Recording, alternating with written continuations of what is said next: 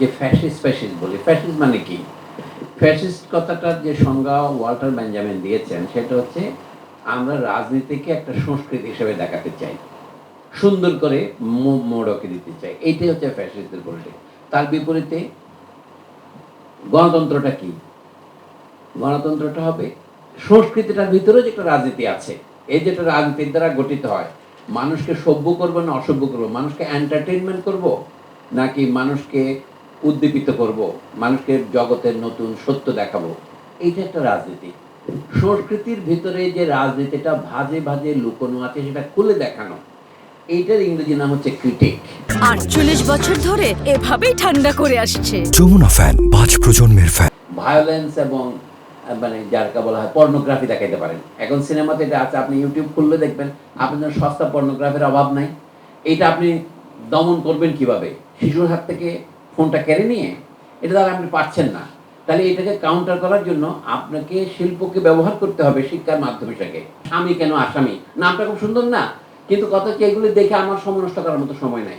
এগুলো আমার বন্ধুরা দেখেন, আমি তাদের কাছ থেকে পরের মুখে ঝাল খাই। এটা আমি স্বীকার করলাম।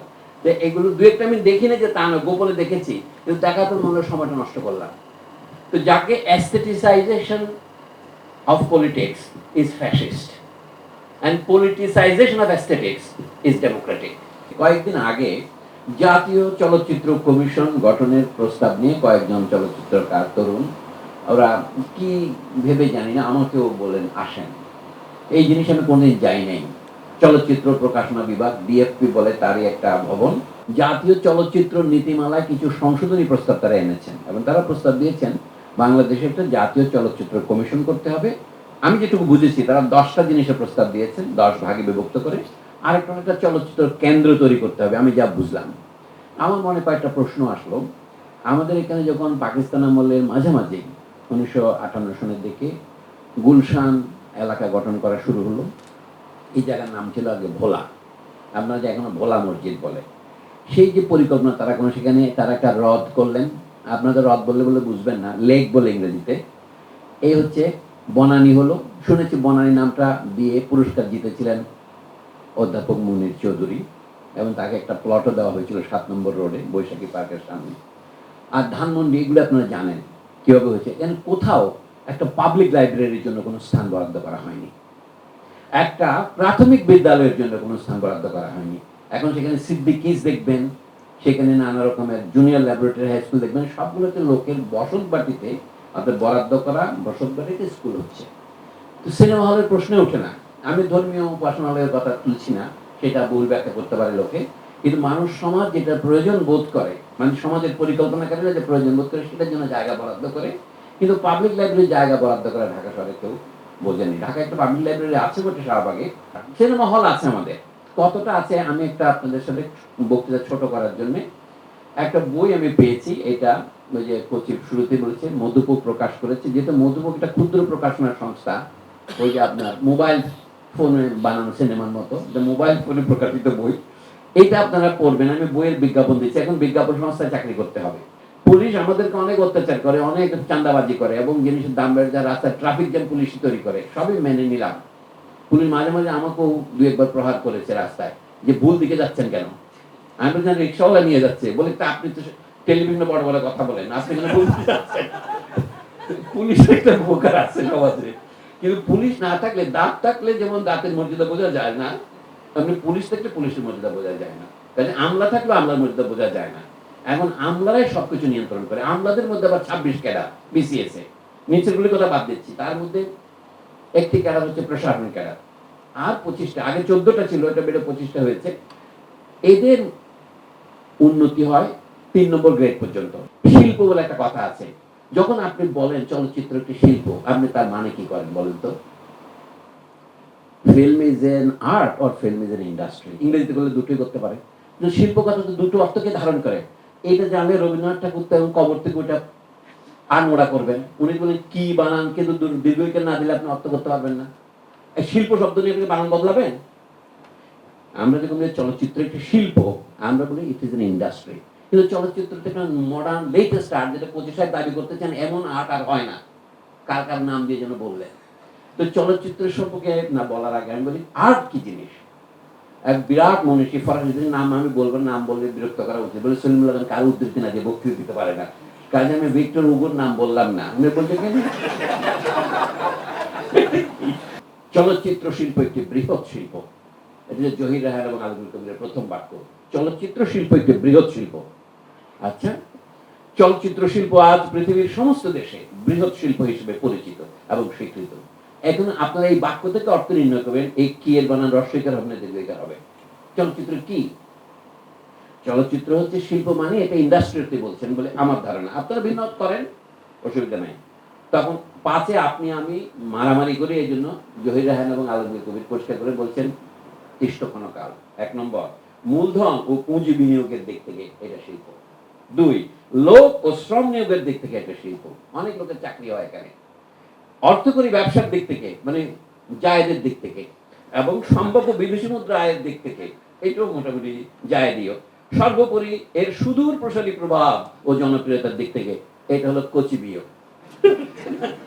তারপরে কি, সব দিক থেকে বিচার করে দেখতে গেলে দেখা যাবে এটা একটা বৃহৎ শিল্প। আমি এটা পড়ছি এই জন্য যে পরিষ্কার লেখা কাকে বলে, ক্লারিটি অফ রাইটিং, এটা তার উদাহরণ। বার্ট্রান্ড রাসেল যদি এটা পড়তেন, পছন্দ করতেন। আমাদের অধিকাংশ লোকের আলোচনা, বিশেষ করে অনুবাদ লেখা পড়ে আমি কিছুই বুঝি না। চলচ্চিত্র বিষয়ক পত্রিকা যেগুলো বেরোতো, আমাদের ভাই খসরু থেকে শুরু করে ভাই বিধান পর্যন্ত, উনি সিনেমা দর্শনের সম্পাদক, 3 সংখ্যা বের হয়েছে, অর্ধেক লেখা আমি বুঝি, অর্ধেক বুঝি না, কিছু মনে করেন না স্যার, আমিও তার মধ্যে একজন, আমার লেখা আমি বুঝি না।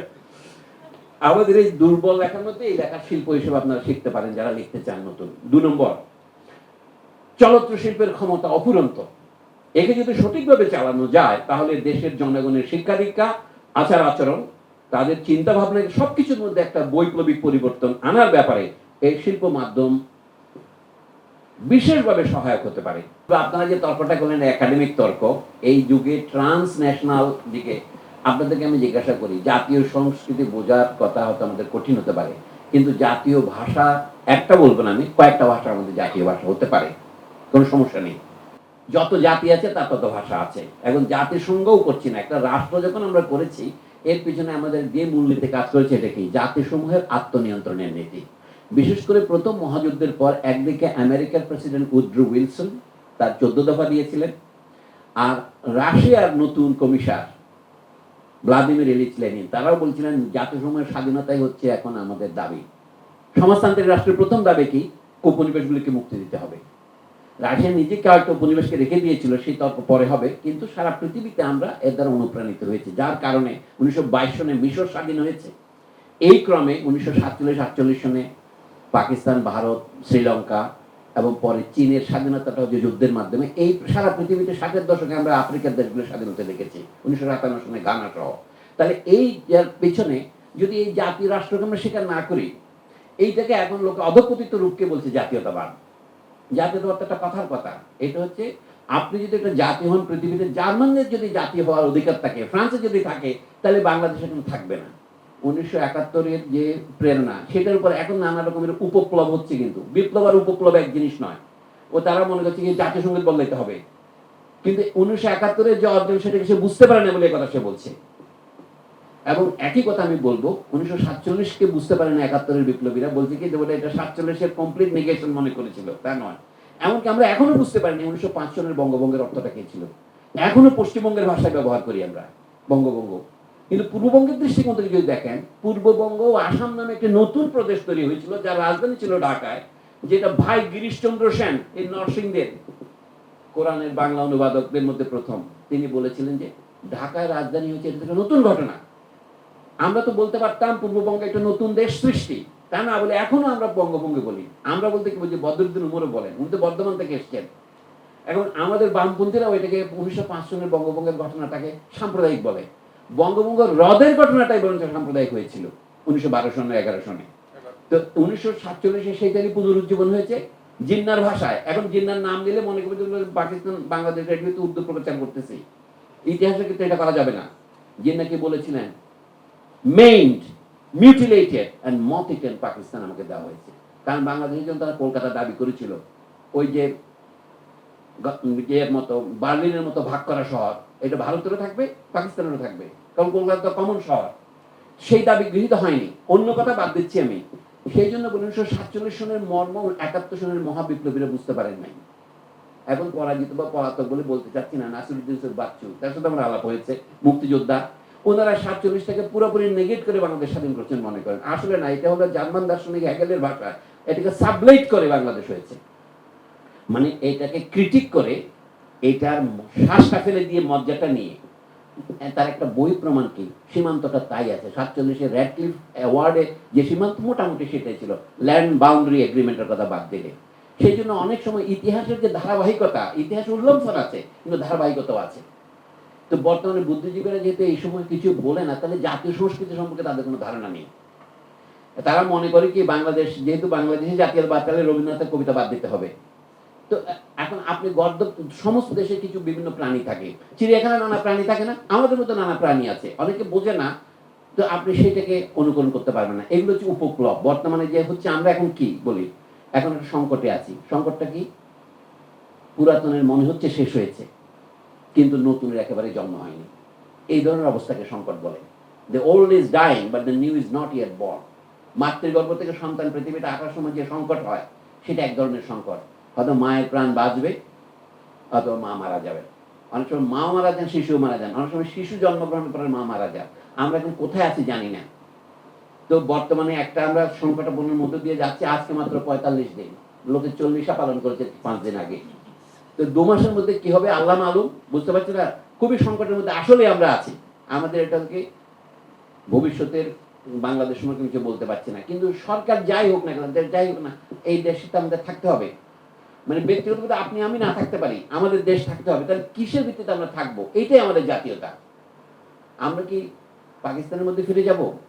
আমরা কি ভারতের মাতৃগর্ভের মধ্যে ফিরে যাব? অনেকে বলছিল, আমাদের বাচ্চু ভাইরা বলতেন, সম্মান করেই বলছি, যে 1971 দ্বিজাতি তত্ত্বকে মিথ্যা প্রমাণ করেছে। কিন্তু দ্বিজাতিত্বকে মিথ্যা প্রমাণ করার মানে সত্যটা কি? তাহলে এক জাতি তত্ত্ব?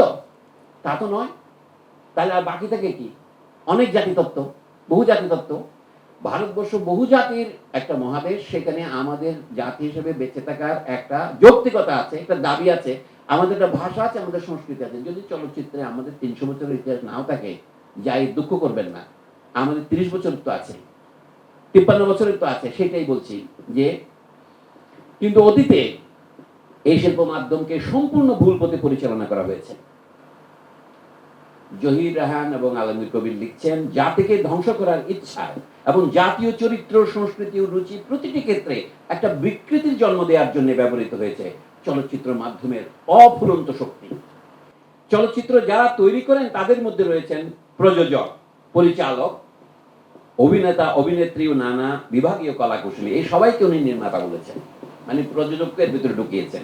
সমগ্র শিল্পে এদের অবদান সবচেয়ে বেশি এবং এদের সংখ্যাও সবচেয়ে বেশি, অথচ শ্রেণী হিসেবে এরা হচ্ছেন সবচেয়ে বেশি অবহেলিত ও শোষিত।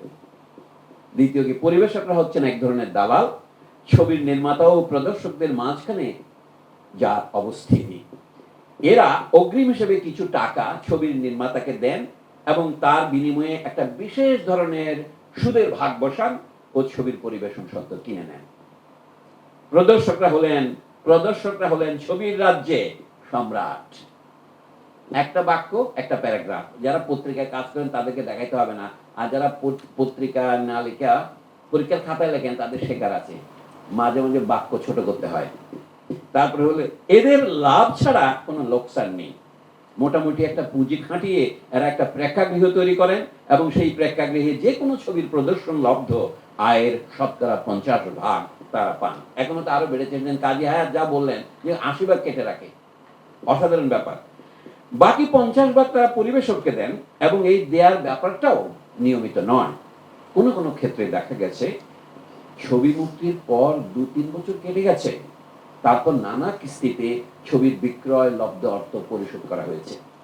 এতে করে দেখা গেছে ছবির নির্মাতারা একটি নয়, দুটি শ্রেণী দ্বারা শোষিত হয়েছে। ধরা যাক একটি ছবি তৈরি করতে মোট 3 লক্ষ টাকা লাগে। আপনাদের কাছে এটা হাস্যকর লাগবে, তখন বড় ছবির জন্য এই টাকাই তারা মনে করেছিলেন স্বাভাবিক। নির্মাতা তার পকেট থেকে 2 লক্ষ টাকা খাটালেন, পরিবেশক 1 লক্ষ টাকা অগ্রিম দেওয়ার বিনিময়ে ছবির পরিবেশন সত্ত্ব নিয়ে নিলেন। ভাষার যেটা মুভিং অ্যাভারেজ আছে, এটা সবসময় পরিবর্তনশীল। ভাষার ইকুইলিব্রিয়াম সবসময় পরিবর্তিত হয়। ভাষা মানে স্থির কিছু নয়। তো চলচ্চিত্র সম্পর্কে স্থির করবো কি করে? চলচ্চিত্রের ভাষা সম্পূর্ণ ভিন্ন কথা, আলো আঁধারের ভাষা, কিন্তু সেটাও ভাষায়, কিন্তু ওই ভাষার ব্যাকরণ যেটা আমি জানি না। যেমন স্বপ্নও একটা ভাষা, স্বপ্নে আমরা পড়তে পারি না, এই জন্য ফ্রয়েড সাহেব স্বপ্নের ব্যাখ্যা করে নতুন বই লিখেছেন।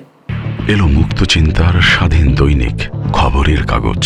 এখন খবর হবে নিখাত, নির্ভীক, নিরপেক্ষ।